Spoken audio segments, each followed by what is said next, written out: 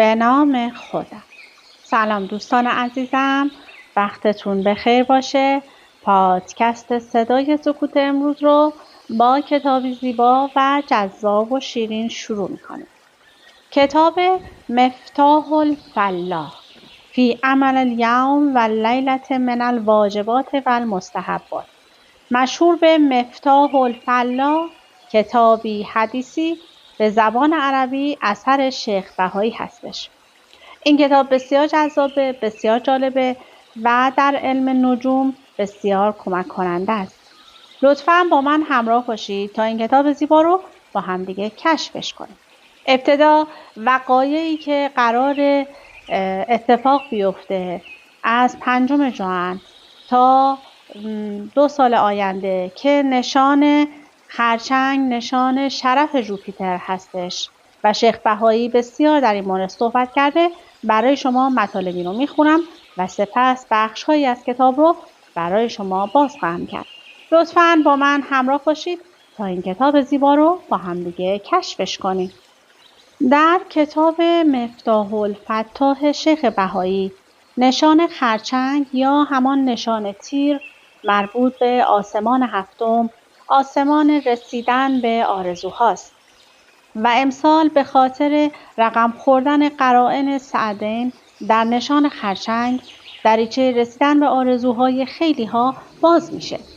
مشتری یا جوپیتر امسال بعد از 12 سال در شرف خودش قرار میگیره.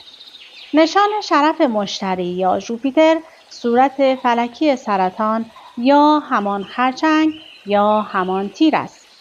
شیخ بهایی درباره نشان خرچنگ یا سرطان چنین گفته: نشانی که میتواند دریچه رسیدن به خیلی از آرزوها باشد. شیخ بهایی شعر بسیار طولانی رو درباره مشتری یا سیاره جوپیتر آورده که من یک بیتش رو برای شما میخونم. به سویت دولت آید از چپ و راست، میسر گردد چیزی که دل خواست. یعنی خیلی حرفه، هرچی دلت بخواد بهش میرسی. شیخ بهایی توی نجوم رازهای بزرگی رو برملا کرده و به جهان نشون داده. اما چند رازی که شیخ بهایی در نجوم برای ما باز کردن رو برای شما میخونم. امسال بعد از 35 سال سیاره زهره یا همان ونوس و سیاره عطارد یا همان مرکوری به مشتری یا جوپیتر در شرف خواهند پیوست. ملاقات 3 کوکب سعد آسمان اتفاقی بسیار نادر است. مشتری یا جوپیتر استاد معنوی ماست و امسال همه ما با فردی جدید آشنا می شویم که درس بزرگی در زندگی به ما خواهد داد.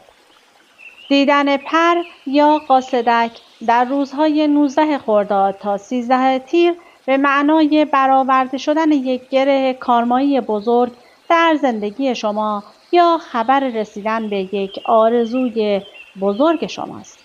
مشتری یا جوپیتر و زحل یا همان سیاره ساترن دروازه ادراک خلقت جهان هستی یا فلک هستند. ارتباط با هر کدام از این 2 کوکب اکبر در آسمان میتواند به ما رازهای بزرگ زندگی و راز تغییر سرنوشت را بدهد. همزمان که سیاره مشتری یا جوپیتر وارد نشان خرچنگ میشه، با سیاره ونوس پیوند میخوره. به ونوس در نجوم سعد اصغر میگن و به جوپیتر سعد اکبر. پیوند 2 سیاره سعد در روز 19 خرداد 1405 اتفاق میفته که انرژیش از همکنون در حال آغاز شدن هستش. فرصت‌هایی که برایتان ایجاد می‌شود، مسیرهای مالی، شغلی که برایتان باز می‌شود، ایده‌هایی که در سرتان شکل می‌گیرد و افرادی که سر راهتان قرار می‌گیرند را در این هفته نادیده نگیرید. تأثیر این پیوند سعد و مبارک برای کسانی که ماه، خورشید یا رایزینگ در نشانهای دوقلو یا خرداد، کماندار یا آذر، خوشه یا شهریور رو دارند بسیار زیاده. برکت مالی و فرصت و گشایش مالی ایجاد میکنه. حتی اگر بذری بکارید، در این هفته استارت مسیر مالی جدیدی بزنید و یا سرمایه گذاری انجام بدید، نتیجه مثبت و تاثیرگذاری روی زندگیتون خواهد گذاشت. خوشه ها یا همان شهریوری ها. اگر به یک کار تیمی گروهی یا به یک سازمان دعوت به همکاری شدید، رد نکنید. یکی از بهترین و سردترین تاثیرات این تعامل برای متولد و رایزینگ یا ماه در نشان 2 ماهی یا همان اسفند هستش. عشق، شانس و فرصت رو برای شما فعال میکنه. سرمایه گذاری در حوزه طلا و بورس و کریپتو اگر متخصص هستید میتونه شانس و برکت ایجاد کنه. برای افراد متأهل فرصت بچه دار شدن رو فراهم میکنه و این یکی از بهترین و سعدترین تعاملات سال برای شماست. توصیه میکنم در بخت آزمایی ها و قرعه کشی ها در این بازه حتما شرکت کنید. اگر متولد ماه، خورشید و یا رایزینگ در نشان قوچ یا فروردین دارید، فرصت جابجایی، تغییر محل سکونت، تغییر دکوراسیون خانه و یا بازسازی خانه، خرید خانه بزرگ و خانواده بزرگتر شدن و صاحب فرزند شدن ایجاد میکنه. هرچند جوپیتر از تیر سال 1405 این مسیر رو هموار کرده و حالا این پیوند سد این مسیر رو تسهیل میکنه. اگر ماه یا خورشید یا رایزینگ در نشان تارس یا همان اردیبهشت دارید، از تیر سال گذشته جوپیتر شما را در مسیر یادگیری و آموزش قرار داده. فضای مجازی رو برای شما پررنگ کرده، استعدادهای شما رو به شما نشان داده. پتانسیل خرید خودرو رو براتون فعال کرده و مسیر سفرهای کوتاه رو باز کرده و معاشرت‌هایتان را افزایش داده. و حالا این پیوند سعد جوپیتر و ونوس این فرصت سفرهای کوتاه رو تقویت میکنه و پتانسیل سفر رو در 15 روز آینده براتون هموار میکنه.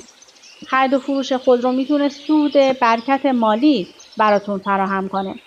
مخاطبین شما در فضای مجازی میتوانند رشد کنند و اگر قصد آموزش دادن یا آموزش گرفتن و تدریس دارید، میتونید این هفته رو استارت بزنید. به ایده هایی که به ذهنتون خطور میکنه بی توجه نباشید. این ایده ها میتونن در آینده پخته تر بشن و مسیر رشد و برکت های مالی رو فراهم کنند. اگر منتظر دریافت پیام، خبر، رأی یا ایمیل هستید، میتونه در این بازه براتون فعال بشه.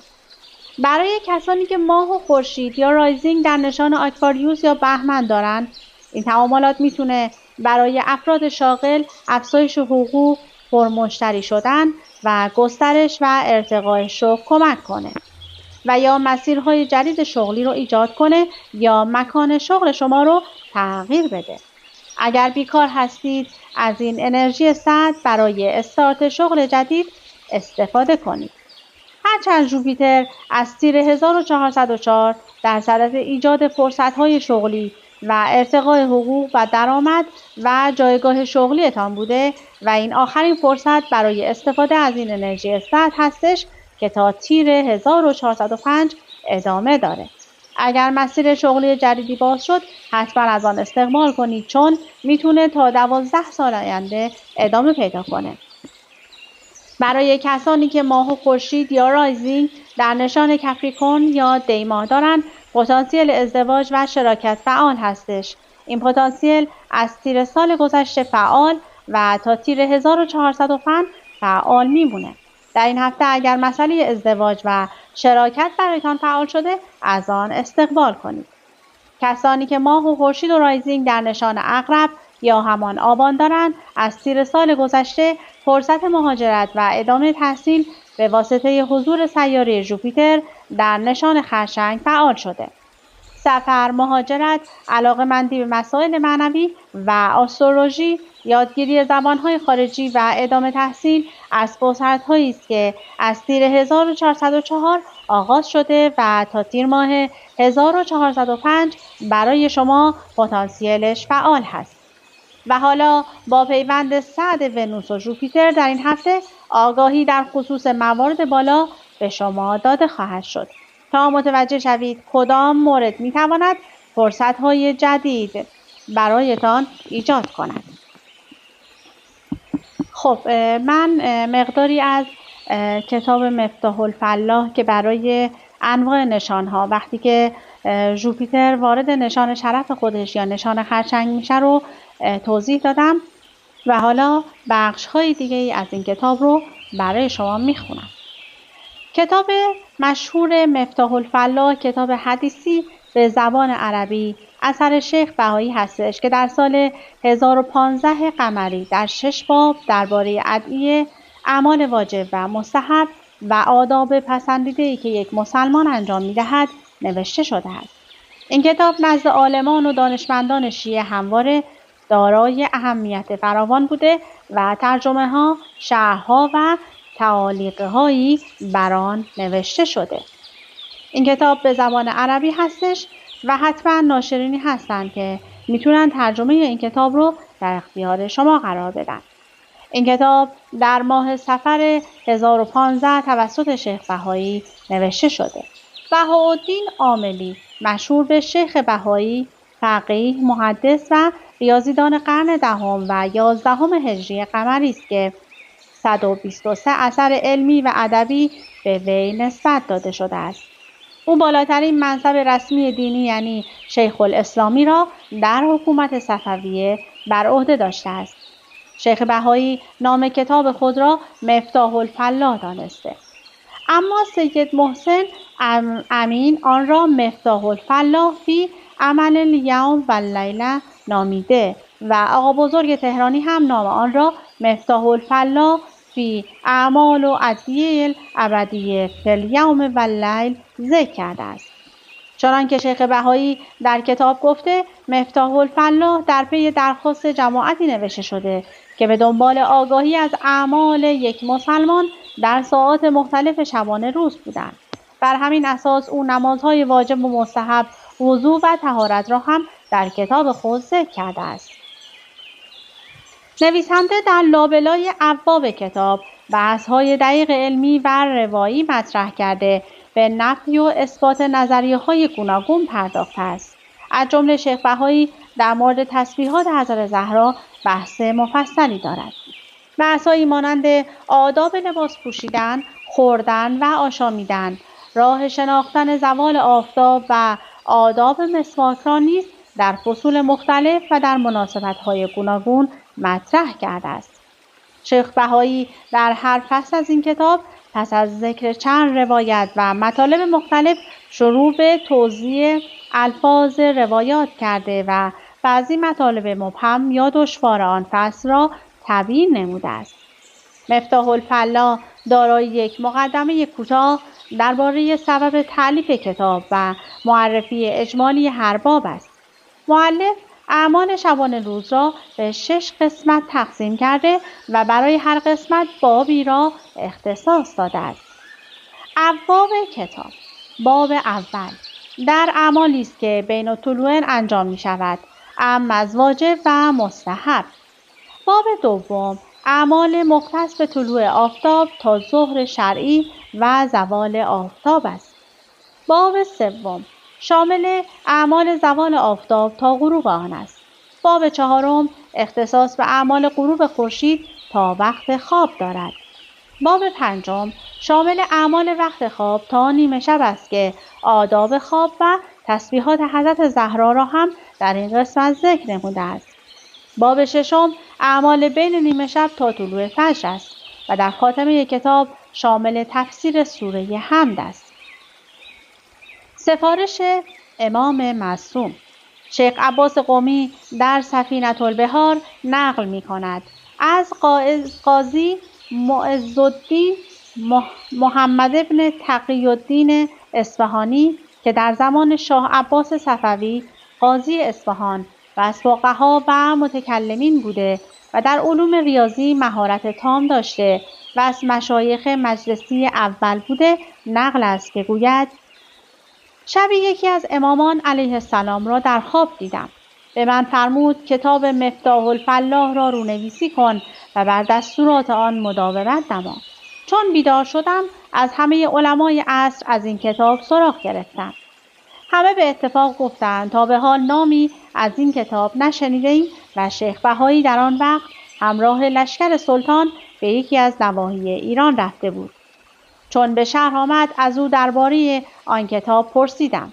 ایشان فرمود من در این سفر کتاب دعایی نوشتم به نام مفتاح الفلاح و تا به حال نام آن را برای احدی از اصحاب بازگو نکردم.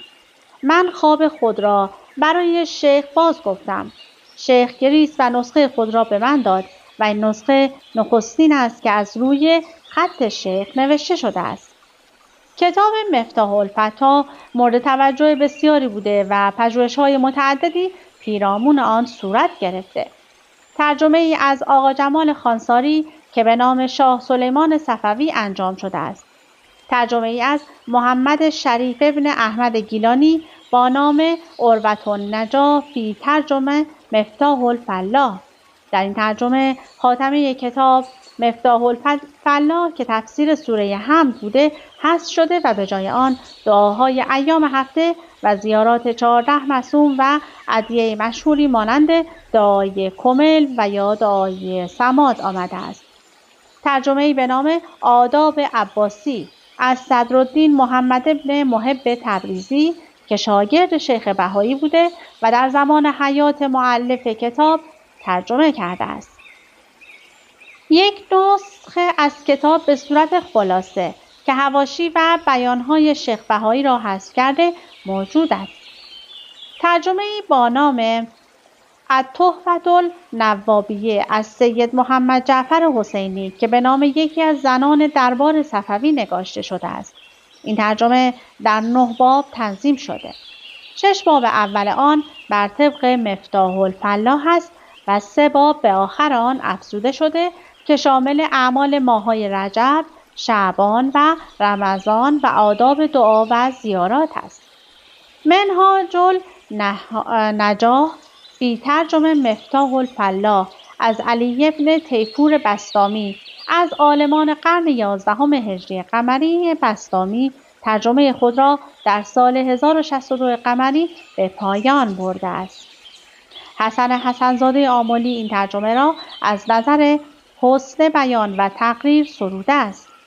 ترجمه فردی ناشناس که نسخه از آن در کتابخانه محمد علی خانساری موجود است و چندین شرح هم بر این کتاب نوشته شده از آقا جمال خانساری، از محمد ابن سلیمان تونکابونی و از سلیمان ابن عبدالله بهرانی. اما کتاب فتح المفتاح که توسط یک از شاگردان شیخ بهایی هم تالیف شده تلخیصی از این کتاب هستش. بعضی از دانشمندان معروف شیعه هم حواشی رو بر این کتاب نوشتن. از جمله حاشیه خود شیخ بهایی هستش. حاشیه‌ای توسط ملا اسماعیل خواجویی نوشته شده.